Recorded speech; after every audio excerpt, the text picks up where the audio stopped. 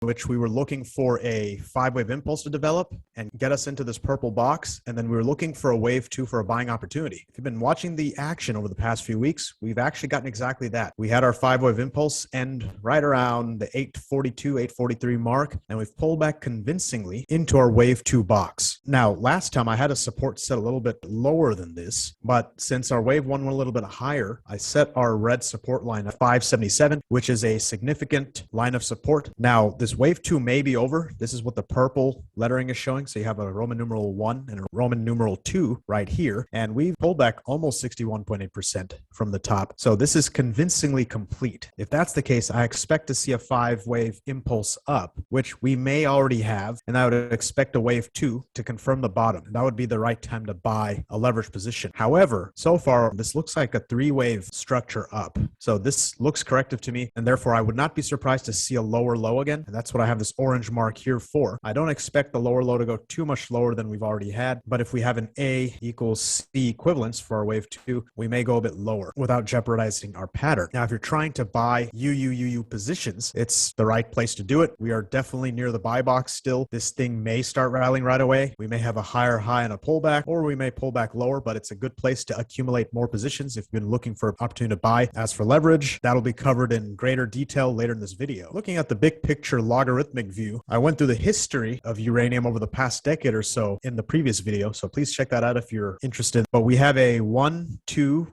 3, and a 4-wave setup so far.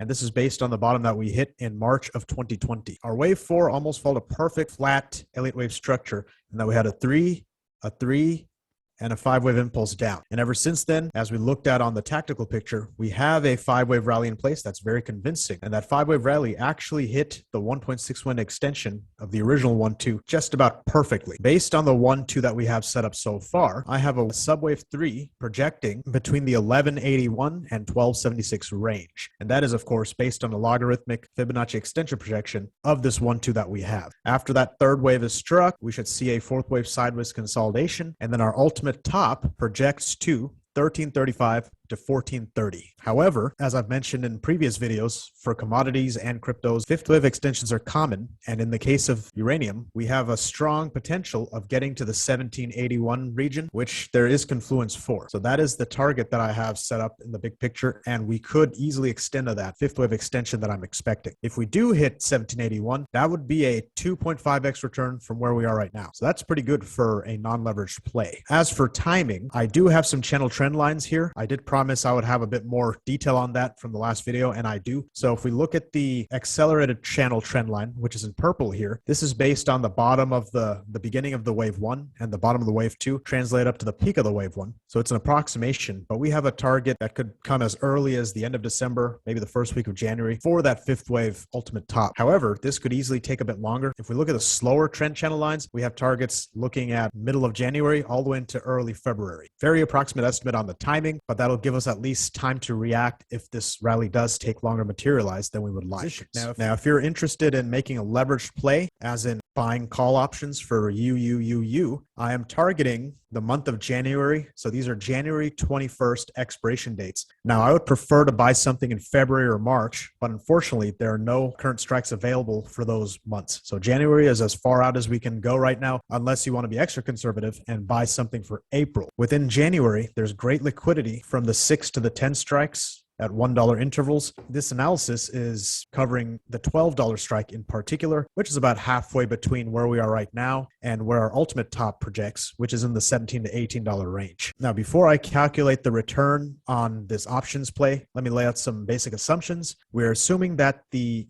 option that I'm buying is going to maintain constant volatility or implied volatility all the way to the end. It gets very complicated trying to estimate how the volatility will affect the options price. If you have any better suggestions, please let me know in the comment section below. And the other assumption is that whatever options that we buy, these would be held in theory all the way to the expiration date. So we're assuming that we hit 1781 exactly on the date of expiration. So again, completely hypothetical example. So based on that, if we hit 1781, and we have a $12 strike call. That gives us a final value of about $5.81. Currently, the prices are sitting around 62 cents. So $5.81 divided by the entry price of 62 cents gives us a 9.37x return. Now, if we rally sooner, of course, the returns would be much higher. If we rally slower, it may be lower. Again, purely hypothetical. We'll have better estimates as the patterns develop. As for entry points, I am personally not entering an option position as of yet. And right now it's October 5th.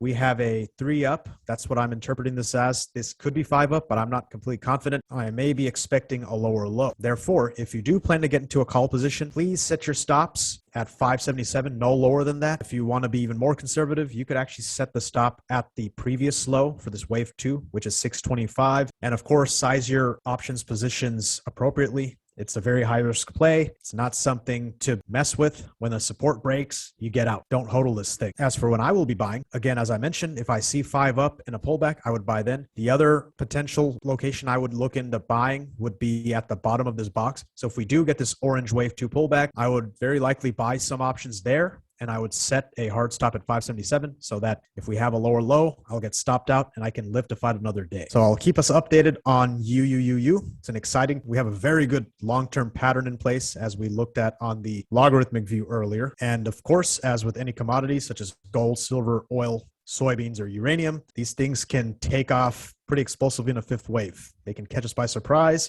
If you enjoyed the video, please like. Don't forget to subscribe for my continuing updates. And until next time, thank you for watching. Happy trading.